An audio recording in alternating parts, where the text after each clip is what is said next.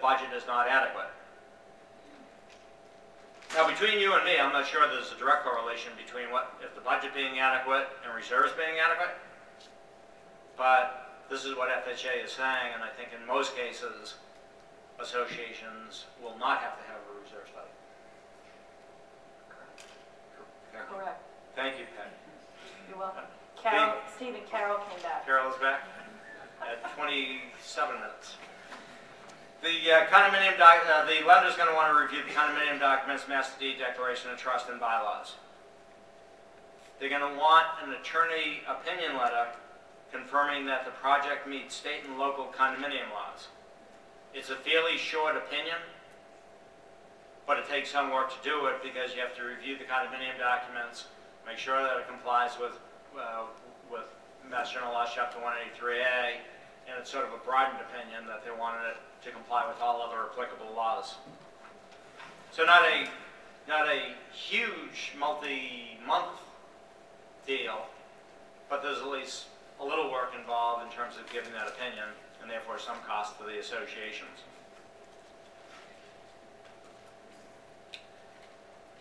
The next slide should say that certificates of occupancy required for all projects to verify 100% complete. As stated earlier, that may be up in the air as FHA sort of muddles its way through this and deals with the local lenders and comes up with something that actually makes sense in cases where a certificate of occupancy doesn't make much sense. Recorded site plan, again, pretty easy to provide to the lender. It's recorded with the master deed. FEMA flood map showing location of the project. Again, there are folks who do FEMA flood maps and can show whether it's in a special hazard zone or not. So that should not be a major deal for associations to deal with. The next thing that they say they want is an instrument survey, including legal description. Now in the master deed, there's going to be a written legal description. My bet is that they're really not going to require a survey because the site plan is typically done to survey standards. But we are unsure at this point as to whether they're going to require a survey in addition to the site plan. It would be a big deal if they required both, because a new survey would be relatively expensive. Completed condominium questionnaire signed by the developer, condominium association, or management company. Patty, there's a copy of that in the materials? No. No. Email Patty if you want a copy of the condominium questionnaire. Certificate of insurance evidencing sufficient coverage. Patty will get into later what the insurance requirements are. Before I get into new construction, a couple of words on conversions. There was a fairly major change on December 7th in that condominium conversions used to have a one-year waiting period before FHA would start taking loans. Which sort of was self-defeating because you'd have to wait a year before an FHA loan would be insured. They've eliminated the one-year waiting period. That's good news. They do want to see that all communities are complete units and common area. They'll consider a bond, but only for the common areas if they are not complete.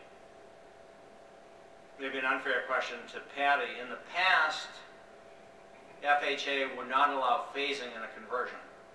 Do we know yet whether they'll allow phasing in a conversion? I don't. And the answer may be we don't know yet. Yeah, I don't know because conversions they actually consider existing unless it's a gut rehab. So. And I get the impression just reading the guidelines, reading between the lines, yeah, that they're not going to like the idea of phasing in a conversion. Not, yeah. They want the whole thing phased in, I believe, which can be a problem for developers, it can be a problem for pre-sales.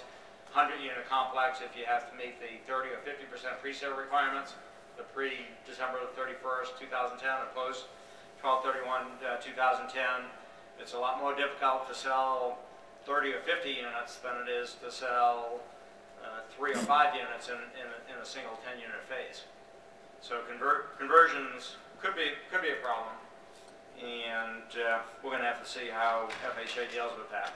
On Yeah, new there is constant guidance coming out from HUD, because as Steve mentioned, the last call we had, there were 2,000 people on the line, so it almost looks like every day we're getting clearer pictures of what's going on, and we'll certainly convey that information as soon as we have it. But it has been a difficult process, only because I think HUD just didn't really know what they were getting themselves into when they started making all these changes. I think it's good because they incorporated 2 to 4s, and it somewhat made it easier, but instead of the individual approvals, it's this full project approval, which has really been the difficult thing to get our arms around. But there's constant guidance coming, and there's questions constantly being asked, and I'm sure there will be additional mortgagee letters sent out to sort of clarify some of the questions that are still out there. On new construction and gut rehab, builder's warranty is in the materials. It's developers and attorneys are going to want to, attorneys for developers are going to want to look at this form before they agree to get FHA approval. But it's a fairly nasty warranty that has to be given to the purchases, at least of the FHA insured loans. And there may be some developers who would balk at how broad this particular warranty is, but it's in the materials and you can glance at it.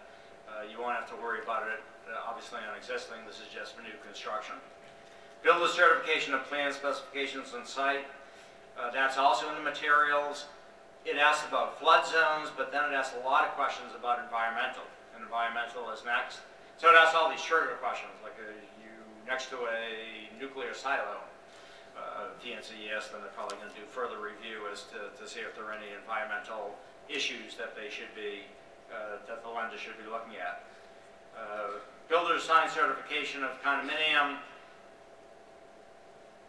is also in the materials. Appears to be a form that says there's been no adverse changes since the initial approval, and there's been nothing of consequence, such a lawsuit or a special assessment or something else that would interfere with FHA insuring the loan. Evidence of pre-sold units, and then also a builder's certification of pre-sales that goes along with that. Articles of incorporation filed with the state. Most associations in Massachusetts, trusts, are unincorporated associations, so there are no articles of incorporation filed, but if you happen to have a board of governors, usually it's a board of governors with the incorporated associations, they'll want to see the articles of incorporation. Again, no big deal to get from the Secretary of State website. Building permit, they're going to want to see.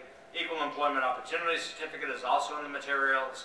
They wanted to see that there's an affirmative action plan in place for the contractors at the property. Site condominiums. Probably not a big deal to existing condominiums, but perhaps to developers.